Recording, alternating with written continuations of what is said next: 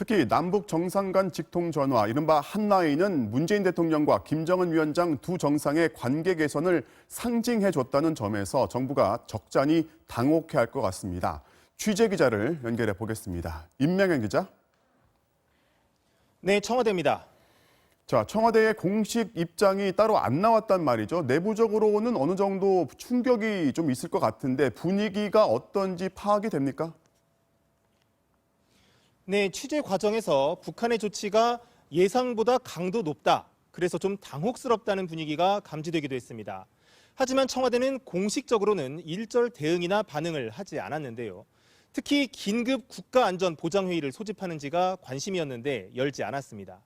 국민들이 불안해할 수 있고 북한을 향해서도 불필요한 메시지를 줄 수 있는 만큼 이른바 로우키, 즉 절제하면서 차분한 기조로 임하겠다는 뜻으로 풀이됩니다.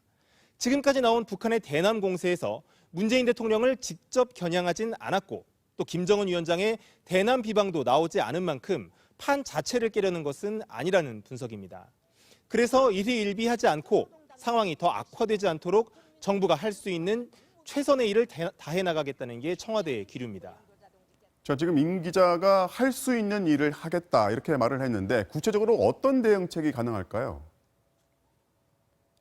네, 일단 정보 당국 간의 물밑 접촉이라든가 특사 파견, 친서 교환 같은 소통은 현실적으로 어려운 상황인 것으로 전해졌습니다. 우선은 북한이 문제 삼고 있고 접경지 주민들도 반발하는 대북 전단 문제를 실효적으로 해결할 필요가 있다는 게 청와대의 판단입니다. 우리 체제 특성상 당장 입법화는 어렵더라도 실제로 대북 전단이 살포되지 않도록 행정력을 활용해 방지할 필요가 있다는 겁니다.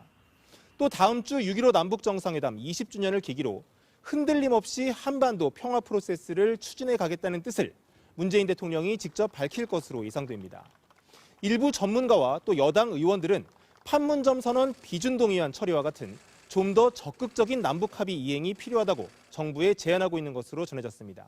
지금까지 청와대에서 전해드렸습니다.